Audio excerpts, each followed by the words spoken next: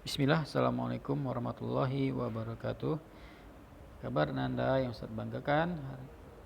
Semoga Nanda selalu sehat dan menjaga kebersihan ya, terutama di rumah. Selalu menjaga kebersihan dan kesehatan di dalam masa-masa pandemi seperti ini ya.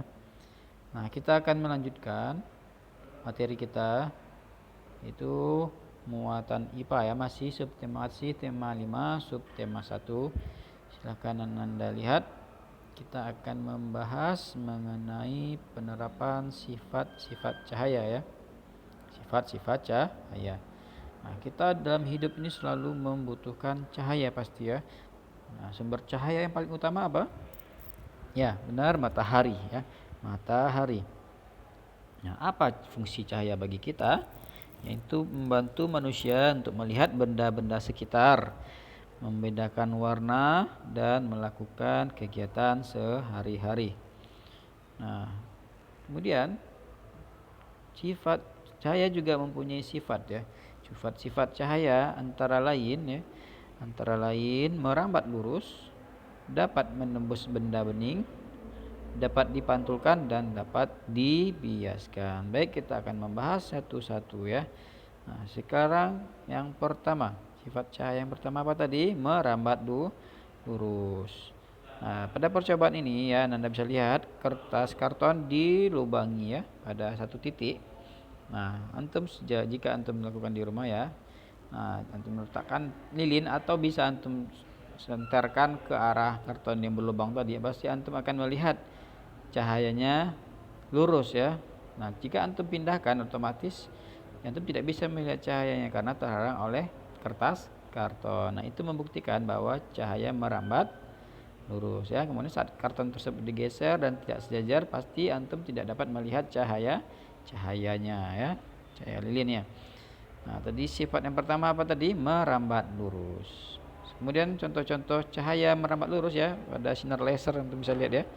Ya, dia cahayanya sangat terang ya, merambat secara lurus. Kemudian pada mercusuar ya, mercusuar bisa Anda lihat untuk melihat ada kejadian atau untuk membantu orang ya yang sedang tenggelam, bisa digunakan cahaya dari mercusuar. Ya, selanjutnya cahaya, sifat-sifat cahaya yang kedua yaitu menembus benda bening. Saat senter diarahkan ke papan melalui gelas bening, cahaya dari senter akan menembus gelas dan menyinari papan tersebut. Ya, bisa Anda lihat di sini ya, bisa Anda pakai sinar dari senter atau pakai dari handphone ya. Sinar senter dari handphone bisa juga.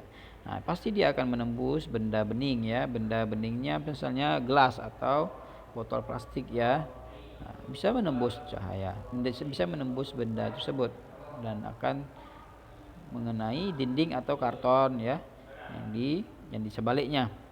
Nah, itu membuktikan bahwa cahaya menembus benda bening. Nah, selanjutnya adalah contoh-contoh cahaya menembus benda bening, yaitu pada akuarium dan pada gedung seperti ini ya. Gedung ini terbuat dari kaca yang bening ya, bisa kita melihat isi di dalam gedung ya. Orang-orang dalam gedung juga bisa kita lihat karena dia menembus. Nah, selanjutnya cahaya dapat dipantulkan. Nah, cahaya dapat memantul ketika terkena permukaan benda. Terjadi pemantulan teratur jika cahaya mengenai benda yang memiliki permukaan rata seperti cermin ya. Nah, apabila misalnya antum matikan lampu ya pada malam hari gelap ya, apakah masih bisa antum melihat wajah antum di cermin? Pasti tidak ya, karena cahaya tidak ada. Jadi tidak memantul melalui cermin. Jadi otomatis antum tidak bisa melihat cahaya antum. Itu membuktikan bisa tidak bisa melihat wajah antum ya, jika lampunya gelap. Itu membuktikan bahwa cahaya dapat dipantulkan ya. Selanjutnya, contoh-contoh cahaya dapat dipantulkan yaitu pada kaca spion ya, mobil atau spion motor ya. Nah, di sini juga ada, kita pernah lihatnya di jalan-jalan ini ya. Ada cermin cembung yang besar ya, untuk melihat lawan kita di arah sebaliknya ya. Nah, kemudian selanjutnya cahaya dapat dibelokkan atau dibiaskan ya. Nah, bisa untuk praktekkan di rumah ya, mencelupkan pada gelas bening, cendok ya atau pensil, pasti akan terlihat patah ya dan lebih besar ya. sendoknya. Perhatikan di sini gambarnya ya, sangat jelas.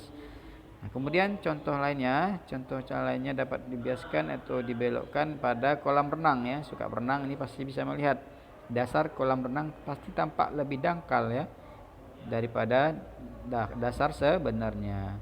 Karena sifat cahaya dapat dibiaskan, maka sehingga dia terlihat lebih dangkal. Nah, kemudian kita ingat lagi ya, tadi sifat-sifat cahaya satu dapat merambat lurus. Yang kedua tadi apa? Menembus benda bening. Yang ketiga dapat dipantulkan. Yang terakhir dapat dibiaskan atau dibelokkan. Itulah sifat-sifat cahaya ya. Nah, semoga Anda paham. Selanjutnya ada lagi penguraian cahaya. Nah, cahaya juga dapat diuraikan menjadi beberapa warna. Nah, berarti asal pelangi itu cahaya putih saja ya. Namun setelah diuraikan dia menjadi bermacam-macam warna ya. Contoh penguraian cahaya yang dapat kita lihat di kehidupan sehari-hari adalah pelangi ya, pelangi.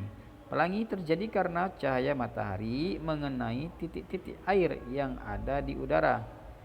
Lalu cahaya tersebut akan terpantul dan terurai menjadi berbagai warna ya. Tadi saya sampaikan. Nah, di sini dia juga dapat diuraikan menggunakan kaca prisma. Nah, pelangi juga dapat terjadi di sekitar cahaya air terjun. Cahaya matahari dipantulkan oleh titik-titik air, percikan air terjun ya. Arti harus ada cahaya ya yang menyinari titik-titik air. Nah, maka akan terjadi penguraian cahaya dan menghasilkan warna-warna yang sangat indah ya. Sangat indah. Baik, itu dia. Semoga Ananda paham. Saya harap Ananda selalu menjaga kesehatan dan jangan lupa hafalannya, selalu beribadah dan jaga kesehatan. Assalamualaikum warahmatullahi wabarakatuh.